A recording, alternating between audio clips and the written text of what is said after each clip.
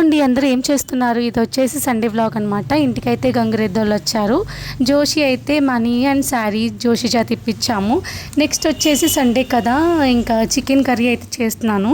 First onions వేసుకొని దానిలో కొంచెం అల్లం వెల్లుల్లి పేస్ట్, కరివేపాకు వేసుకొని కొంచెం మంచిగా ఫ్రై చేసుకోండి. తర్వాత అందులో చికెన్ వేసి మంచిగా పసుపు, కారం, ఉప్పు వేసుకొని బాగా మగ్గించాలండి.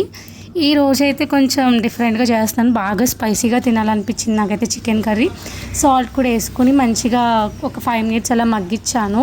తర్వాత ఇందులోకి అయితే వాటర్ పోసేసుకోండి. వాటర్ వేసేసుకున్న తర్వాత లాస్ట్లో కొంచెం గరం మసాలా వేసుకొని కరివేపాకు, కొత్తిమీర వేసుకొని దించేసుకోండి. గుమగుమలాడే చికెన్ కర్రీ అయితే రెడీ అయిపోతుంది.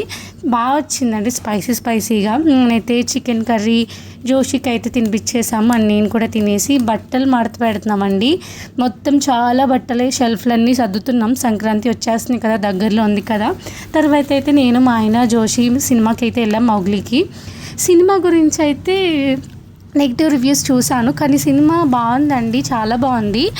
చాలా అంటే సూపర్ హిట్ అని చెప్పలేం కానీ బాగుంది. ఒకసారి అయితే చూడొచ్చు. Thank you so much for watching. Bye.